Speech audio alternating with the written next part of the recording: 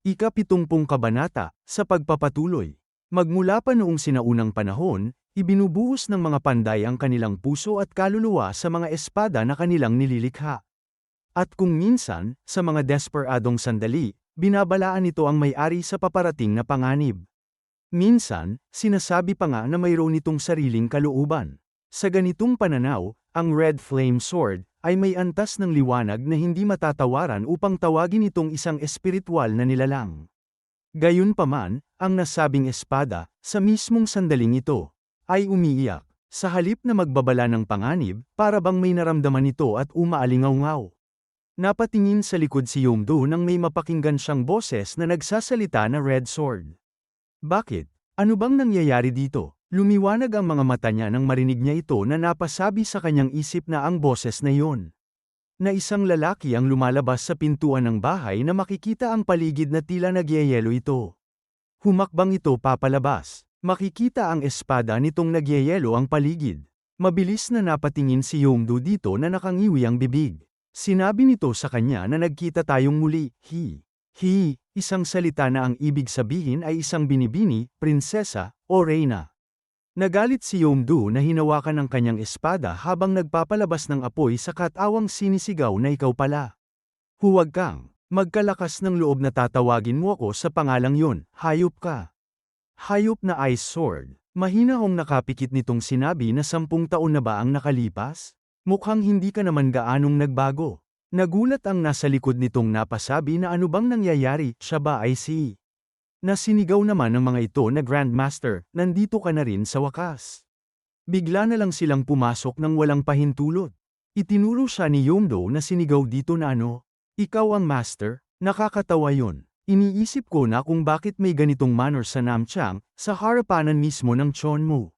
Namuhay ka ba ng buong buhay mo para alagaan lang ang mga kawawang disipulo na ito? Sinabi nito sa kanya na itinuro ang batang lalaki sa tabi niya na hindi. Kilala ko ang ama ng batang ito na si Ho Jiang, at dumadalaw lang ako rito paminsan-minsan habang siya ay wala. Isa lang akong tagapayo, wala nang iba, wala nang kulang. Sumuntok ito sa palad na masayang sinabi na ang ikatlong disipulo ni Ho Jiang ay bumabati kay De Haib. Mukhang nagkaroon ng hindi pagkakaintindihan kaya humihingi kami ng paumanhin. Pero gayunpaman, sinubukan kong humingi ng paggabay kay Jin Mujan. Isa sa 5 swordsman at kasalukuyang punong guro ng tiyon mo. Ngunit sa kasamaang palad, hindi ako nagkaroon ng pagkakataon na matanggap. Dagdag pa niya habang napanganga ang mga ito sa gulat na ngayon, isang karangalan na sa wakas ay makilala si Yomdo, isa sa pinakabantog na magnanakaw sa buong mundo. Ngunit para saan ka nga ba naparito upang dalawin kami?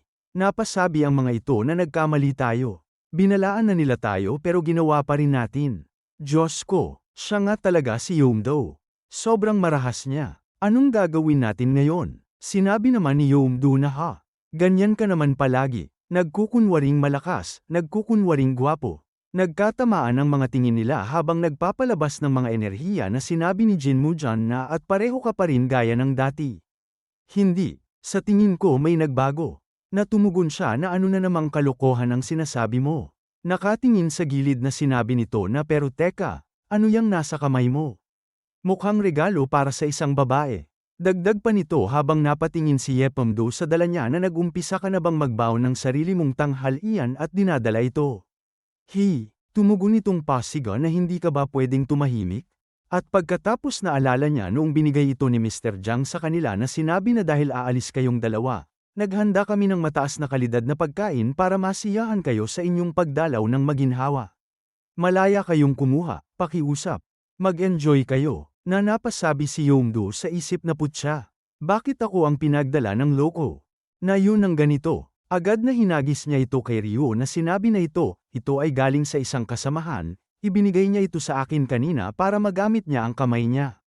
Ngayon ibinabalik ko na, at pagkatapos sinabi niya sa isip na pakiusap. Sa sandaling ito, huwag ka munang magsalita at tanggapin mo na lang ito. Napatingin sa kanya si Jin Mujan na sinabi na pero teka, sino yang bata sa tabi mo? Sana anak mo siya. Naiinis itong sumigaw na sinabi na syempre hindi. Hayop ka, paano mo nagawang sabihin yan sa akin? Na napabulong pa siya na bukod pa roon, ang hayop na yun ay isang demonyo at hindi tao.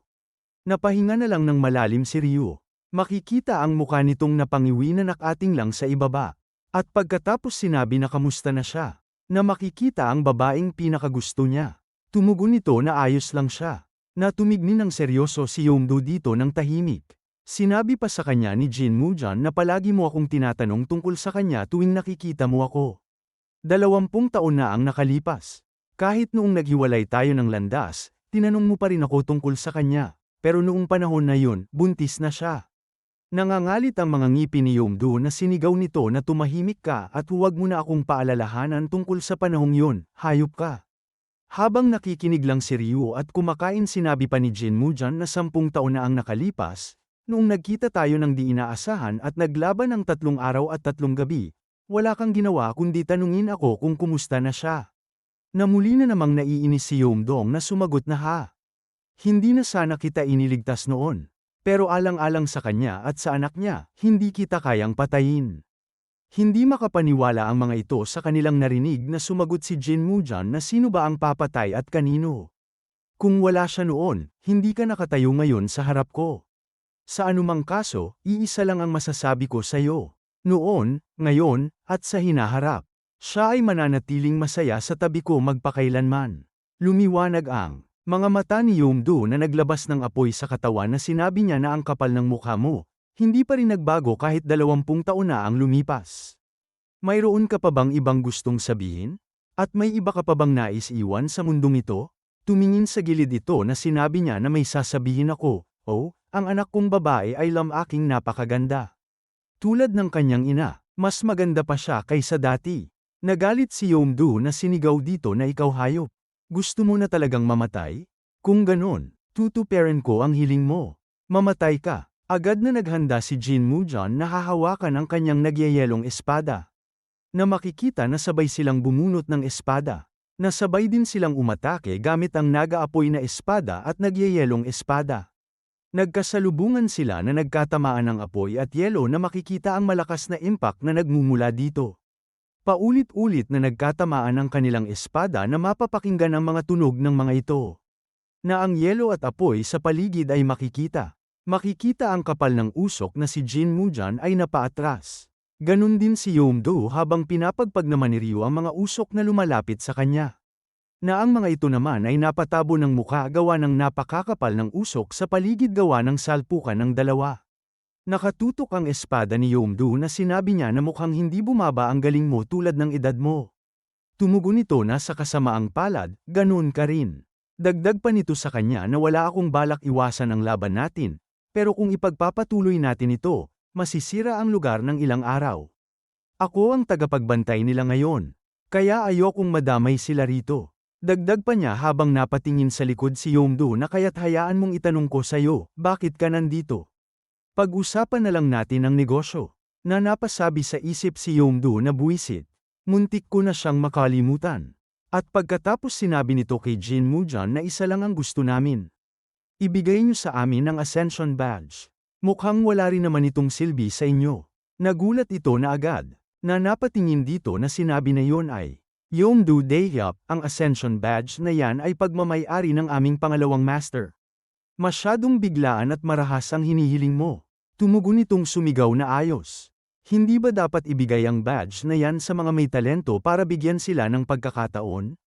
Ano, ibibigay niyo ba yon sa pulubi at tanga na hindi pa nga narerealisa ang sword intent at ipapadala siya sa tiyon mo?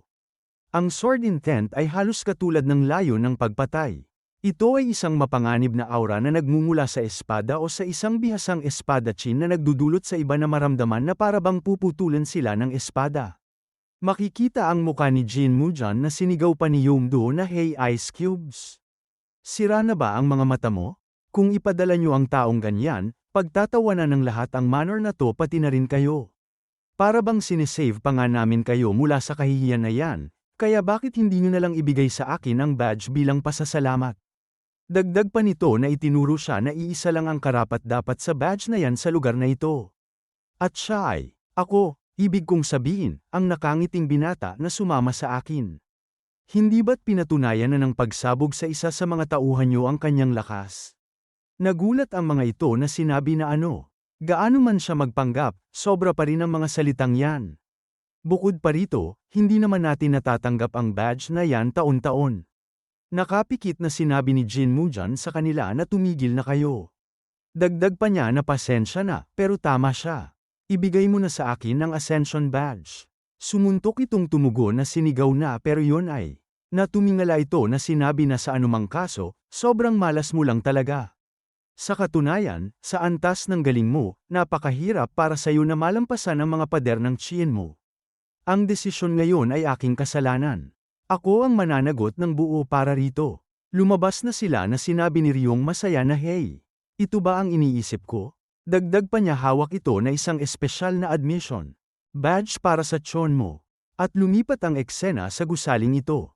Na may nagsasalita na maligayang pagdating, ang account number na ito ay isang espesyal na account para sa Absolute Old Age Security Pension. Tingnan natin, ang pangalan ng taong sakop ng pension ay, nakangiting sinabi pa nito sa master niya na ito ay master, tama ba? Tumugon siyang nakapikit na tama. Ang password ay, 9, 5 dot, dot, dot, dot. Kung hindi, ito ay 9, 5. Isa sa dalawang yun, tama ba? Natumugon ito sa kanya na ha? Sa totoo lang, ang account ng aming Absolute Old Age Security Pension. Hindi na kailangan ng password. Nang marinig yun, namuti ang mga mata ng kanyang master sa kanyang narinig na may pagtataka. At dito na po nagtatapos ang ika-70 kabanata.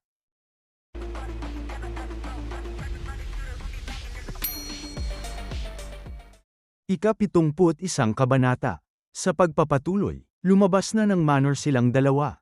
Hindi makapaniwala ito na nakatingin na ng lalaki ang mga mata na sinabi na Grandmaster. Kahit nakulang pa ang aming galing, hindi ko pa rin maintindihan kung bakit mo ibinigay sa kanila ang badge.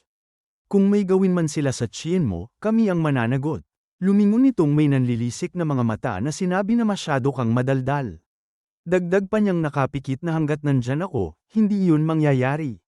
Namuli na naman itong sinabi sa kanya na pero, pinigilan ng isa nito ang bunganga sa pagsasalita na sinabing mahina na tigilan mo na. Ano ba ang sinusubukan mong gawin na lalo pang magpapatindi ng galit ng Grandmaster? Hinawi ng malakas nito ang kamay na nakakapit sa bibig nito at sinabi na bakit hindi ka galit? Ayos lang ba sa'yo na ibigay ang badge natin habang wala si Master? Para bang nakikipagtulungan ka pa sa burning chariot na yan? Tumugon ito na syempre hindi. Tingnan mo roon. Tumingin siya sa gilid na itninuro niya ito. Na nagyayelo ang daanan na sinabi pa sa kanya nito na ano ang ibig mong sabihin. Sinabi nito habang naiisip si Jin Muyon na tingnan mo ng mabuti. Ang lugar kung saan dumaan si Grandmaster tumuro siya sa kanyang unahan na sinabing muli na tingnan mo ang nangyari. Lahat ay nagyelo, dagdag pa nito na napatingin sila sa gilid na ngayon lang. Pagkatapos bumangga si Grandmaster kay Yongdu. Nakita mo na ba si Grandmaster na gumawa ng ganoong ekspresyon? Napatingin ito sa gilid na sinabi pa na si Grandmaster ay sobrang galit sa unang pagkakataon. At lumipat ang eksena sa gusaling ito. At isang tao ang nagsasalita na maligayang pagdating. Ang account number na ito ay isang espesyal na account para sa Absolute Old Age Security Pension. Tingnan natin, ang pangalan ng taong sakop ng pension ay, na masayang sinabi pa nito sa master niya na ikaw ang master, tama ba? Nakapikit na tumugon ito sa kanya habang nakakrus ang kamay sa katawan na tama. Ang password ay 9, 5, dot, dot, dot. Kung hindi, ito ay 9, 5. Isa sa dalawang yun, tama ba? Sinabi nito sa kanya na ha? Sa totoo lang, ang account ng aming Absolute Old Age Security Pension. Hindi na kailangan ng password. Namuti ang mga mata nito sa kanyang narinig na hindi makapaniwala. Sinabi pa sa kanya nito na ang kumpirmasyon ng mga tatanggap ng kontrata ay sapat na gamit ang patunay ng deposito, selyo, at numero ng account. Hindi kailangan ng password para sa produktong ito dahil ang taong nasa kontrata ay hindi maaaring tingnan o kanselahin ang balanse. Napasigaw ang master niya at sinabi na ano, nasa pangalan ko man ito, pero imposible bang tingnan o kanselahin ang balanse? Ngumiti ito sa kanyang sinabi na oo, mukhang hindi mo narinig ang detalyadong paglalarawan ng produkto. Sinabi nito sa kanya na ang produkto ng Absolute Old Age Security Pension ay kasama ang paghatid ng pagkain at alak, suporta sa gawaing bahay, at buong gastusang medikal, dagdag pa ang 20 hermits bawat buwan. Ang pangunahing bayad ay ibibigay ng permanente hanggat buhay ka. Dagdag pa niya na tingnan natin. Dapat mong matanggap ang unang bayad sa buong buwan, kaya ang aming staff ay dapat ipadala sa iyo ang halaga ng pensyon anumang oras sa buong buwan. Seryosong napatingin ito na sinabi na kaya ang sinasabi mo, ipapadala mo sa akin ang pensyon bawat buwan. Tumugon ito na oo, at sa anumang pagkakataon na wala ka sa bahay, maaari mo itong kunin ng personal, dalhin mo lang ang selyo. Gayunpaman, kung wala ka sa bahay kung ipinadala namin ang pensyon at hindi mo natanggap ang pensyon sa buong buwan. Hindi ito madadagdag sa susunod na buwan, makakatanggap ka lang ng parehong halaga. Naiinis na napasigaw ang kanyang master na sinabi niya na ano? Sinasabi mo ba na kailangan kong manatili sa bahay magpakailanman? Agad na tumugon ito sa kanya na syempre hindi, mali ka, ngunit ang taong nag-apply para sa pensyon mo ay napakamaingat. Kung ito ay paglabas lamang sa loob ng sakyan area kung saan may mga sangay kami, maaari kang malayang maglibot sa loob ng 15 araw bawat taon at lahat ng gastusin mo ay sasagutin. Tahimik lang na nakaasalubong ang mga kilay ng kanyang master na nakatingin dito habang sinsabi pa sa kanya na bukod pa dyan. Kung sakaling masunog ang iyong bahay, isang espesyal na pamamahala sa pabahay ang gagarantiyang maayos o maibalik ang iyong bahay nang hindi bababa sa 2 beses sa isang taon. Dagdag pa niya habang binabasa ang papel na karapat-dapat ka rin sa isang espesyal na pagdiriwang ng kaarawan. 5 ng Mayo ang iyong kaarawan. Hindi, ibig sabihin, kaarawan niya pala? Na nakatingin na napangiwi ng bibig ang kanyang master. Dagdag pa niya na makikita ang gulat sa muka ng kanyang master na ihahatid sa iyo ang pinakamagandang alak, isang napakagarang salo-salo, pati na rin ang pinakamahuhusay na bihirang seda, na ganap na naiiba sa mga karaniwang seda, sa 5 ng Mayo bawat taon. At syempre, ihahatid ito sa iyong bahay. At pagkatapos makikita ang kanyang master na naglalakad na naiinis na sinasabi na ang hayop na yun. Sinusubukan niya akong gaguhin. Napatingin siya sa gilid ng isang boses ang nagsasalita na inuubong sinabi na hindi ka ba ang master? Dagdag pa nito habang tinabyo na ng bibig habang umuubo na bakit ka bumaba sa baryo sa ganitong malamig na araw. At hindi rin maganda ang kutis mo. Dagdag pa nito na nararamdaman mo ba na may sakit ka o ano? Tumingin ang kanyang master ng seryoso at sinabi dito na hindi, wala naman akong sakit. Tumalikod na ito habang sinasabi na ayos lang ako, ayos lang. Dapat ay ayusin mo muna ang sarili mo bago ka mag-alala para sa iba. Tumugon ito habang inuubo na salamat sa iyong pag-aalala. Maghahatid kami ng magandang pagpipilian ng alak sa susunod, kaya maaari mo itong asahan. Umalis na ang kanyang master habang nakatingin pa din ito sa kanya. Na makikita itong naiinis habang papalayong naglalakad. Na makikita ang muka nitong may mga tingin na malamlam ng tahimik. At pagkatapos makikita ang mensaherong ibong ito. Na makikita ang isang bahay na malapit na ito. Dama po ito sa kamay ng isang tao na may nakataling sulat sa kanyang paa. Lumuhad ang isang tuhod ng mga ito, na sinasabing nakayuko na lender, marahil ang ganitong tugon ay hindi magiging sapat. Na tinatapik-tapik nito ng daliri ang bangko. Sinabi pa nito habang naiisip ang isang taong hawak ang mga maskara sa muka na ang screening test ay sa huling araw ng 7 gabi at 8 araw na ascension exam. Kaya 3 araw na lang ang natitira, marahil maaari nating hiramin ang kapangyarihan niya. Na napapailing naman ang ulo ang isa. Sumagot ito habang napatikom ng kamao na hindi. Wala tayong oras para gawin yon. Bukod pa rito, wala namang garantiya na darating siya, at ayokong magsuot pa ng maskara. Muli na namang sinabi nito sa kanya na gayunpaman, mukhang hindi pa rin sapat. May kinuhang supot naman ang isa sa loob ng damit na sinabi na sa huli, ito na ang aming huling pag-asa. Pero paano naman ito? Nahirapan akong hanapin ito. Pero, ito ang 10 lasong pulbos ng bulaklak. Kunin mo ito at subukan ang iyong swerte. Kahit na 3% lang ang posibilidad ng tagumpay, at kung mab-I-go, mag-iiwan ito ng malubhang pekes ng paso sa mukha at katawan. Tumugon sa kanila si lender na may mga pipino sa mukha na napaturo na hey, ay pakain mo na yan sa bastos na yan ngayon din. Tumugon ang isa na okay po, master. Napasigaw ito na sinabing pinagpapawisan na Hindi ka ba ang nagsabi sa akin na subukan kong humanap ng paraan para makita ang ilalim mo sa anumang paraan? Ang paglalagay ng pipino sa mukha mo ay hindi magpapabata sa'yo. Tinanggal nito ang mga pipino sa mukhang sinasabi na akala nyo ba nakakatawa kayo? Ha, sinusubukan ko lang mag-skincare gamit ang lahat ng paraan. Kaya hayaan nyo na ako. Na ang isa naman ay pinipilit na ilagay sa muka ang dala nito habang sinasabi na huwag kang susuko. Kaya mo itong malampasan, kaibigan ko. Dahil sinabi mo ito, dapat handa ka ring tanggapin ito. Kaya tanggapin mo ito ng tahimik sa pangalan ng Panginoon. Biglang may dumating na sinabi na Panginoon. Makikita ang hawak nito na sinabi pa na ito ay isang ulat mula sa white stone. Kinuha niya ang ulat habang naiisip ang taong nakasabay niya sa barko na sinabi na dumating ito ng mas maaga kaysa inaasahan. Tunay ngang walang katulad siya sa paglusot. Tahimik niya itong binasa habang nalalaglag ang pipino sa muka. Na napangiti ito habang sinasabi na kaya't ang mga silversmith ay naglalabas ng lahat ng uri ng kakaibang produkto ha. Saka nga pala. Ang disipulo ng master na yon. Naisip ko kung nasaan at ano ang ginagawa nila ngayon. Na makikita siyang masayang pinagmamasdan ang token na nakuha niya. Mula sa likod ng pader na ito isang boses ang mapapakinggan na sinasabi na masaya kami na dumating si Hwaryong Yongchian sa amin bilang isang instruktor.